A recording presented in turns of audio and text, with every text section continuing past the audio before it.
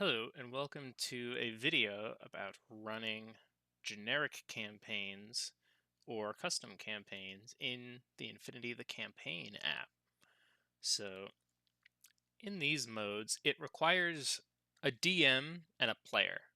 So, the DM kind of understands all the back-end systems, understands all the rules, and knows what they're doing, has a pretty good grasp of Infinity the game, and quite a lot of terrain and quite a lot of armies, right? You're going to need a lot of supplies to be able to do this.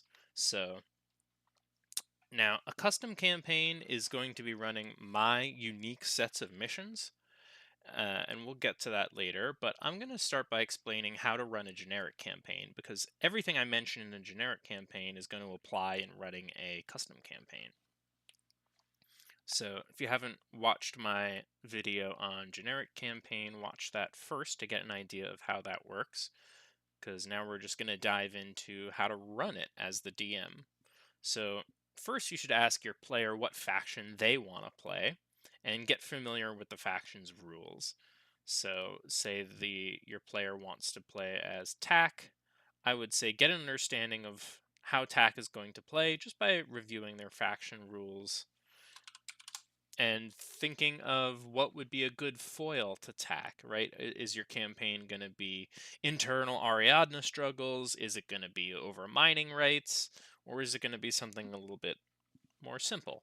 You can do whatever you want with it, but let's start a campaign. So this page is where you're really going to be doing everything as the DM. So you have to set up how much you want each mission to be, how big you want it to be, how much points you want it to give. So if you wanted to go really simple, you could just do ITS missions, right? You could start with something simple like provisioning, and you can say the army is Yujing. Give them however many points you want. I would start small and get bigger, and try to keep the silk in step with the points. Then we have, or Swick in step with the points. Then we have Silk. So again, Silk is the resource they can use to bring back dead characters.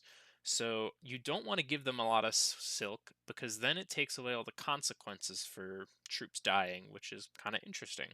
So I would give them one Silk on missions 3 and then every other mission from that. So 3, 5, 7, so on, so on.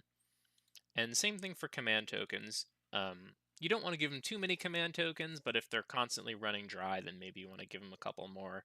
So maybe start the campaign at 4 and then try to keep them around 4 for each mission.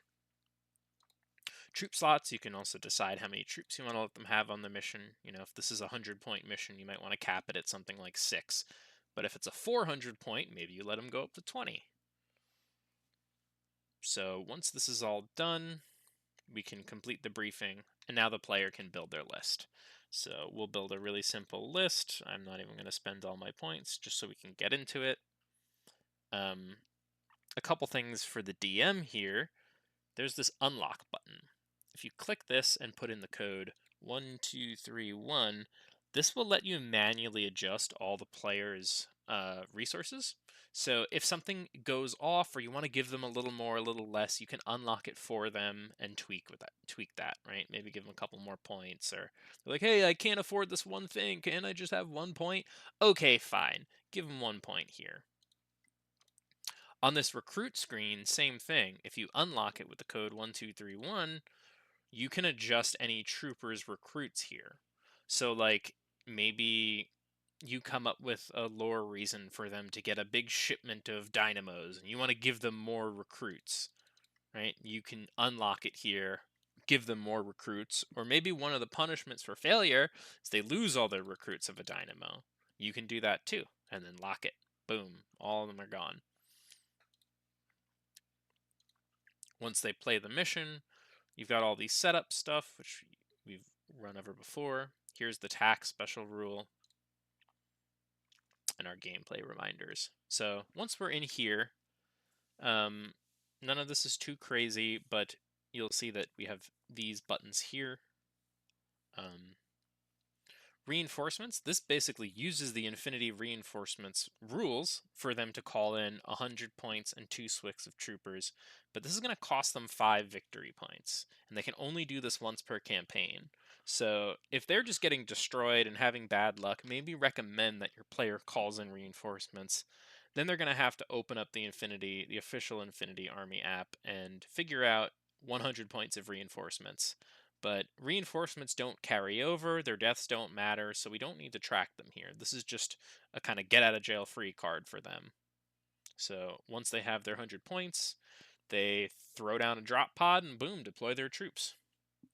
And they're going to be in their own little group. Then we have points of interest. So these are little things you can scatter around the map for them to go hunt. So the simple ones are loot points of interest, and this is going to get them metachemistry, booty, speedball items, and any trooper can interact with these. So maybe put, 1 or 2 in reasonably easy to reach places if you want them to find some cool items. But these items do not carry over between missions. Then we have asset points of interest. I'd make these a little bit harder, maybe on your half of the table.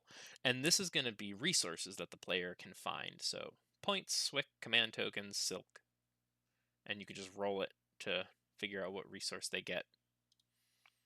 And then classifieds, these are going to be bonus objectives essentially. So you can place a purple point of interest, usually like in your deployment zone or somewhere very hard to get, and maybe it requires a specific specialist or it requires them to do something. You can make up whatever you want and put a purple classified in your deployment zone. You'll see that they require a specialist in base contact plus a successful whip roll. Maybe you want to give them a bonus if they're a hacker or something. But if they pass it, you can give them a victory point on the end screen. So this is more useful if you're doing a specific campaign and not an ITS mission. It's a good way to reward them is by placing some purple classifieds. I usually only put 1 or 2, and they usually go inside my deployment zone. So let's go to the debrief screen.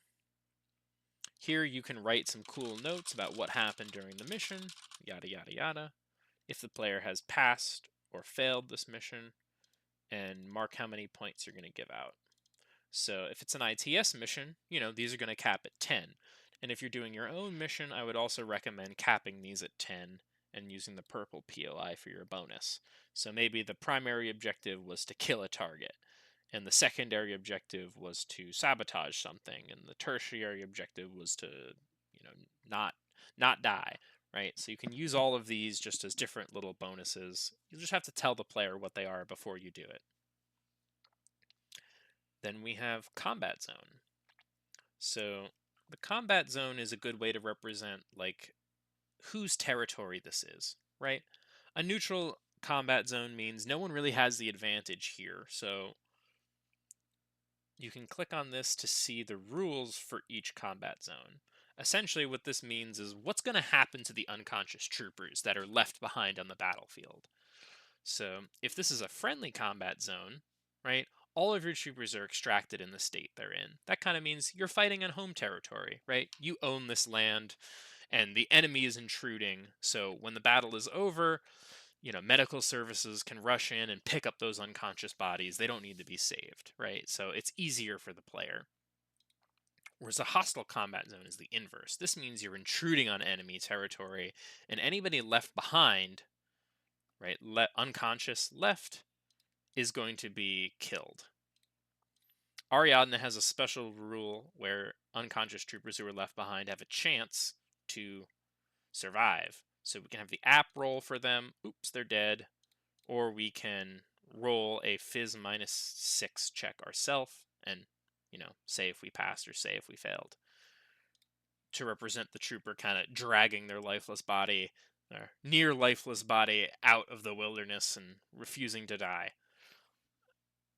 So you can use the neutral, hostile, or friendly combat zones to kind of make a mission a little bit more difficult, or just represent where this is happening, if it's friendly or if it's hostile.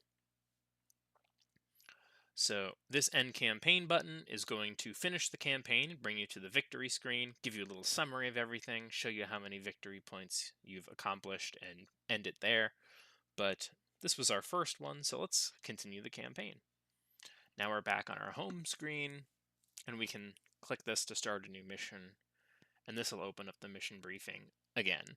So again, maybe you want them to do another ITS mission, so you pick the army that they're going to play against,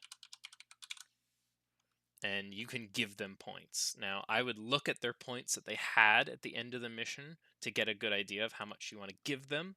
Maybe you just want to keep every mission around 300 and you're also going to bring 300 points. Maybe you want them to start small and grow up. It's all up to you how much resources you give them, but you can set it here. So maybe for their second mission, they only gain 20 points and half a Swick, but they get a Silk and they get one more command token. Again, you're going to have to look at their current resources and decide what to do here. Now you can see that's all been updated and they're ready to go. So that's been my tips for running a generic campaign. Um, if you want to start simple, like I said, I just do 3 ITS missions back to back. And then you can kind of go from there, design your own ones, get wild. If you're doing that, then you might want to actually create your own custom campaign. So let's get into running my custom campaign, Xenotech Relic. I'll give you all the advice I have for running each mission, and then I'll give you advice on creating your own custom campaign in this app.